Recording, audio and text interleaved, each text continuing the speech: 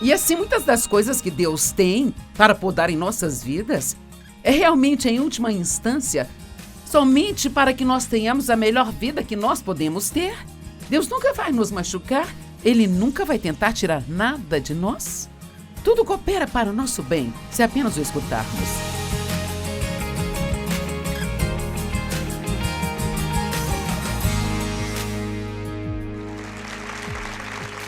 Obrigada por juntar-se a nós hoje no Desfrutando a Vida Diária. Vamos estudar a Palavra de Deus juntos, fazendo de nossos estudos bíblicos. Vou estar ensinando sobre João capítulo 15, que é, na verdade, um capítulo da Bíblia que eu pego com frequência e leio.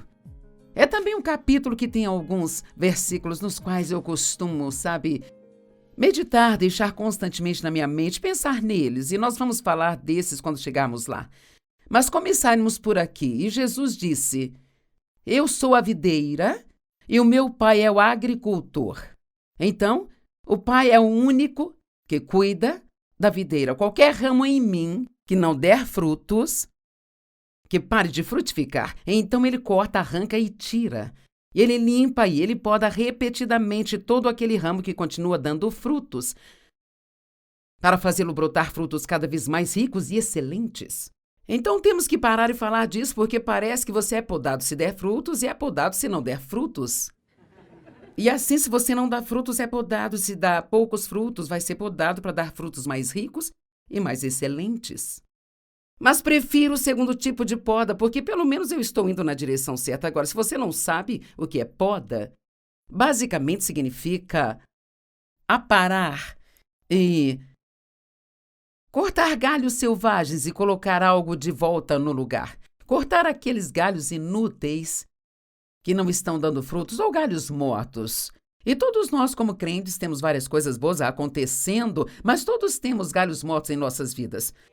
E os galhos mortos são as coisas que não estão realmente dando fruto, sabe? Você pode estar se comprometendo pelas razões erradas. Talvez esteja ocupado fazendo várias coisas que você nem sequer tem a aprovação de Deus. Não são necessariamente o ramo de coisas pecaminosas, são coisas que estão desperdiçando o seu tempo, sabe? E talvez você diga que não tem tempo para passar com Deus, e assim ele prefere podar essas coisas mortas para dar espaço às coisas vivas. Então, também às vezes você pode ter um ramo que está indo na direção errada. Eu me lembro de uma árvore que nós tínhamos, que era realmente uma árvore linda, mas ela tinha um ramo e todo o resto parecia bom, mas aquele ramo estava assim: eu vou crescer do meu jeito. Você já foi assim? É como se isso fosse a vontade de Deus. Nós fazemos uma ou talvez 2 ou 3 coisas que dizem: vou fazer do meu jeito e seguir o meu caminho. Então nós trouxemos esta planta aqui hoje porque Jesus usa uma planta como exemplo e aqui no meio, quando olhamos para isso, tudo que vemos são as flores. Bem, isso talvez represente o fruto da vida de um crente realmente comprometido. Eles dão frutos, significa que Deus quer ver algo em nossas vidas. O fruto do Espírito, amor, paz, alegria, paciência, benignidade. Ele quer que nós nos comportemos como ele se comporta para que o mundo possa conhecê-lo. Porque a única maneira de o mundo conhecê-lo é se amarmos uns aos outros. Mas ele quer também que nossas vidas sejam produtivas. Ele não quer que percamos o nosso tempo, percamos a nossa vida, procrastinando sobre tudo até nunca conseguimos fazer nada e garantir que não estejamos apenas ocupando espaço aqui no planeta Terra, mas que estejamos dedicando o nosso tempo e a nossa vida a algo de valor, além de apenas tentar nos deixar felizes. Porque no final isso não é realmente tão valioso. Temos que ter certeza de que gastamos o tempo que temos aqui nos preparando para a eternidade. Porque, sabe, a eternidade é como aquelas palavras para sempre. Então, quero dizer, sem nunca ter fim. Nunca haverá fim para a eternidade. Então, suponhamos que nós vivêssemos muitos anos, talvez 100 anos aqui. O que é isto diante da eternidade e do para sempre? Então, se eu viver a minha vida aqui sem egoísmo e nunca realmente, talvez isso não vai acontecer, mas digamos que eu nunca sinta na minha vida que eu estou doando, fazendo coisas para os outros e nada volta para mim? Não acho que Deus permitirá, mas haverá períodos de testes em nossas vidas. E assim, eu morro ainda meio que me sentindo assim, sabe? No minuto que eu sair daqui, a recompensa, ela vem. E isto vai ser para sempre, sempre, sempre, sempre, e sempre, e sempre, e sempre. Então, temos que semear agora o que produzirá uma recompensa celestial e duradoura. Não apenas fazer o que nós estamos fazendo para ter alguma recompensa terrena, que realmente já está morrendo e em decomposição. Sabia que tudo que você compra e leva para casa já está se decompondo quando você as leva? Você não vê de imediato, e se não acredita em mim, passe por um ferro velho e olhe lá dentro, você... Aquele carro que era brilhante, reluzente, novo e alguém ficou endividado para tê-lo? Trabalhou em 2 empregos, não passou o tempo com a família, agora é apenas lixo no ferro velho? Então temos que ter certeza que as nossas vidas são produtivas e frutíferas. E o que é poda? Ok, então nós olhamos para isso e vemos essas flores lindas, mas aqui no meio há uma videira. Em todo lugar onde há uma flor, há uma videira e também há esses galhos pequenos. Veja, aqui está uma videira, mas essas coisinhas com as flores nelas são os galhos. Então, Jesus disse, eu sou a videira e vocês são os galhos. Eu quero que vocês tenham ricos e excelentes frutos. E se você não frutificar, você vai ser podado. Isto literalmente significa ser aparado ou cortado para deixar toda a planta saudável. Agora, podar significa cortar ou arrancar, remodelar. Eles me trouxeram isto. E quando eu cheguei aqui no estúdio, eu pensei, não. Isto aqui é muito bonitinho. E Deus nunca poderia ter me consertado com isso. Então eu fiz com que trouxessem outro par mais adequado. Agora, eu não estou dizendo que Deus vai ser mal conosco, estou tentando ser engraçado e trazer a ideia de que Deus precisa lidar conosco. Mesmo o castigo de Deus é só porque Ele nos ama. Quando algumas coisas estavam sendo cortadas de mim, a atitude ruim, o orgulho, a atitude controladora, a atitude manipuladora, o egoísmo, o egocentrismo, e não desistimos dessas coisas facilmente. E Deus geralmente precisa nos dar a sua palavra. Jesus disse aos discípulos, vocês já foram podados pela minha palavra. Deus sempre tentará te dar a sua palavra primeiro. Quantos já disseram aos seus filhos, se você apenas ouvisse o que eu te digo? Eu amo isso. Se você apenas escutasse o que eu digo, não estaria em apuros agora. Então Deus vai nos dar a sua palavra primeiro, mas Ele nos ama o suficiente para tocar nas nossas circunstâncias. Se não o ouvirmos. Um bom exemplo, pastor Jack Hayford, na Califórnia. Maravilhoso homem de Deus, eu sou feliz por tê-lo como amigo. Eu estou lendo um dos seus livros sobre a oração e estou lendo pela 2ª vez e ele compartilha um exemplo, achei muito bom. É sobre essa coisa de você fazer as coisas do seu jeito, tentando ser independente de Deus. Porque você vai ver daqui a pouco que ele fala que devemos permanecer nesta videira. E permanecer significa viver, morar e habitar, sem todos esses ramos selvagens em nossas vidas, fazendo as nossas próprias coisas e seguindo do nosso jeito. Isto vai acontecer se ouvirmos o que Deus diz e fizermos isso. E não basta apenas Deus dizer que eu devo ser amorosa, então eu vou sair e vou tentar ser amorosa. Tudo começa pelo permanecer. Veja, se você permanecer em mim, a promessa em João 15 é de que você vai dar muitos frutos. Então não é sobre tentar e se esforçar. Eu conversei com alguém que me disse, nossa, eu realmente preciso trabalhar nisso. Eu disse, você precisa fazer algo além de trabalhar, porque se você sair e pensar só em trabalhar nisso, você vai ficar cada vez mais frustrado. O que você precisa é buscar a Deus primeiro.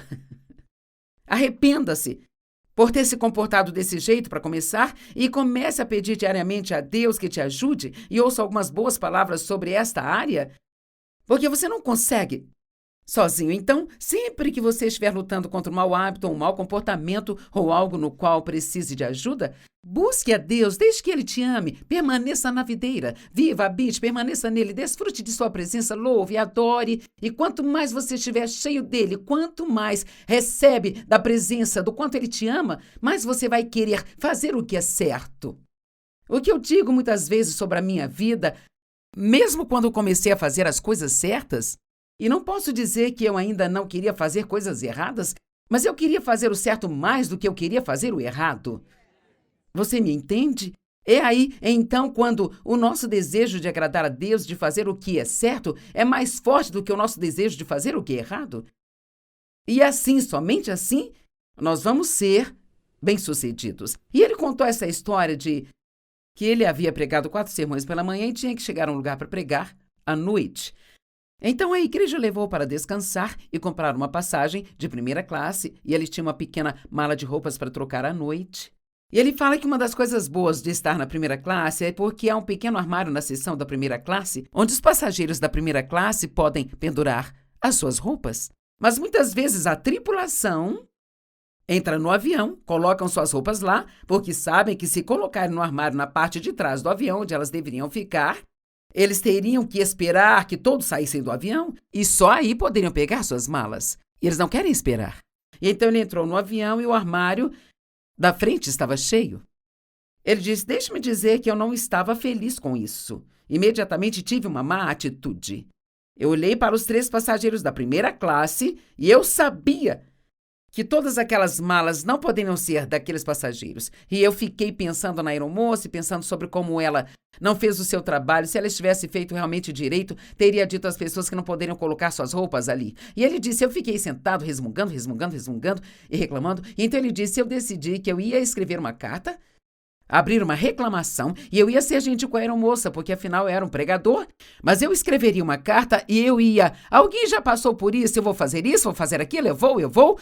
E é como um daqueles, sabe, um daqueles assim, tipo, nós vamos ter que, esta aqui não vai funcionar, vamos ter que nos livrar disso, porque está indo na direção errada.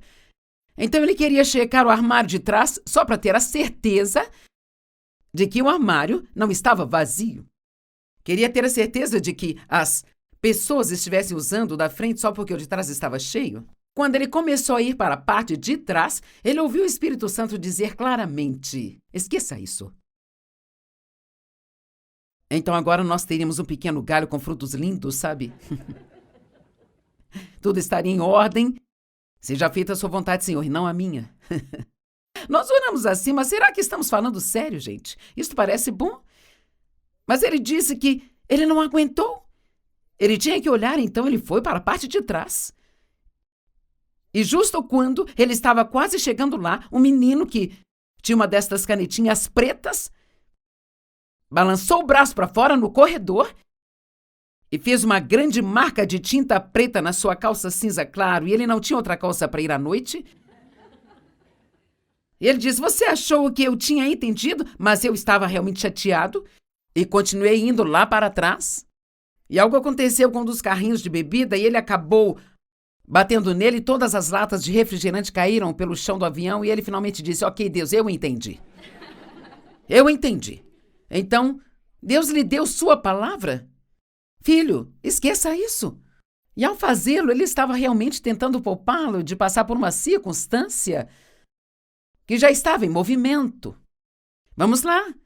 Muitas vezes nós não precisamos culpar a Deus pelos nossos problemas. É como se Ele estivesse tentando nos proteger de algum problema ou nos poupar de alguma circunstância.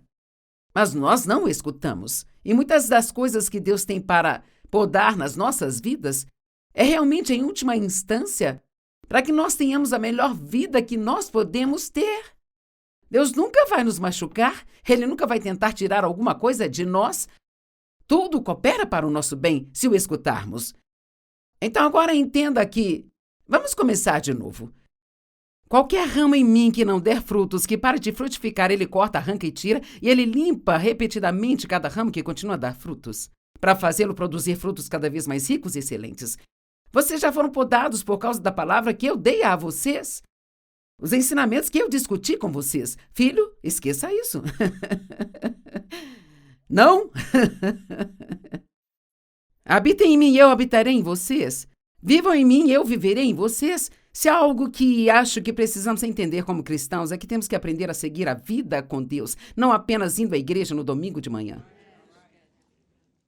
Eu acho que esta é uma das melhores coisas que Deus me deu para dizer há muito tempo, e eu tenho dito isto sempre, que Deus não nos chamou para irmos à igreja no domingo de manhã. Nós devemos viver, habitar e permanecer nele. Sim, vamos à igreja no domingo de manhã. Vamos para aprender, para ter comunhão, para nos responsabilizarmos uns pelos outros, para adorar como corpo, mas temos que sair dos bancos da igreja para as ruas, onde estão as pessoas que realmente precisam de ajuda. Levar a vida com Deus é extremamente empolgante. E eu fico muito preocupada com as pessoas que são o que eu chamaria de pessoas religiosas. E eu não quero ser rude com isso, sabe? Não estou falando de nenhuma religião, mas acho que precisamos falar muito mais sobre o relacionamento com Cristo, em vez de qual religião nós somos. Permaneça em mim, permanecerei em você. Habite em mim, habitarei em você. Assim como nenhum ramo pode dar frutos de si mesmo sem permanecer unido à videira, nem você pode dar frutos a menos que permaneça em mim. Você pode esquecer sobre andar em vitória se não passar tempo com Deus. Não estou falando de tempo assistindo ao meu programa, não só de tempo para ir à igreja no domingo. Você e Deus e tempo. E muitas pessoas perguntam o que você faz quando passa tempo com Deus. Não é o que você faz que é tão importante, mas sim que você tenha tempo com Ele. É uma honra se você apenas se sentar numa sala e disser: Deus, eu estou aqui. Obrigada. Estou feliz por ter me levantado hoje. Sabe, não precisa ser nada chique. Você pode ir até Ele como uma criança. Mas é assim, na verdade. Eu não gosto quando um dos meus filhos vem até mim apenas querendo algo.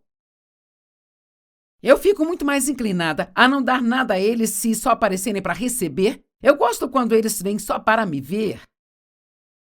E em seguida, no processo, eu consigo descobrir o que precisam. Eu fico muito feliz em provê-los. Você não pode dar frutos. Você não pode dar bons frutos. Você não pode dar bons frutos sem permanecer na videira. Eu poderia... Sabe, não vai funcionar porque você vai embora, mas eu poderia vir aqui e quebrar um desses galhos. Vamos usar a tesourinha neste. Agora, se eu deixar aqui, amanhã ao começarmos o programa, ele estará mais murcho do que ele está agora. Em mais 2 dias, e ele estará aparecendo seco e quebradiço nas bordas. E eu acho que temos muitos crentes secos e quebradiços nas bordas. Amém? Você daria uma semana a isto aqui? Não tem flor. Secou, está morto. Não há vida aqui, porque ele está fora da videira. Então temos que permanecer na videira. Todos os dias eu preciso da força fresca de Deus. Todos os dias preciso do toque de Deus. Todos os dias preciso que a palavra entre em mim. Preciso pensar na palavra, ou falar sobre a palavra, ou meditar na palavra. Amém? Eu amo o verso 5. Eu sou a videira, vocês são os ramos. Aquele que permanece em mim ou nele, esse produz frutos abundantemente. No entanto, sem mim, cortado da união vital comigo, você não pode fazer nada. Vamos ouvir o que Jesus disse em João 5,30. Frequentemente olho esta escritura e a leio, especialmente quando eu estava lutando contra a minha própria vontade. Nas primeiras partes da minha caminhada com Deus, eu lia isso. E Jesus disse: eu não sou capaz de fazer nada de mim mesmo por minha própria vontade. Agora, este é Jesus. Ele está falando claro em sua humanidade, não em sua divindade. Sabemos que ele era um homem cheio de Deus. Ele tinha basicamente as mesmas coisas que temos. Somos pessoas, mas Deus habita em nós, ele vive em nós. E assim, Jesus aprendeu a depender daquele Deus de dentro, nos dons que ele tinha. Não sou capaz de fazer nada de mim mesmo por minha própria vontade, mas somente pelo que sou ensinado e pelas ordens de Deus. Quando eu ouço e julgo, eu decido como sou ordenado a decidir. Quando a voz vem a mim, eu tomo a decisão, e meu julgamento é certo e justo porque eu não busco nem consulto a minha própria vontade.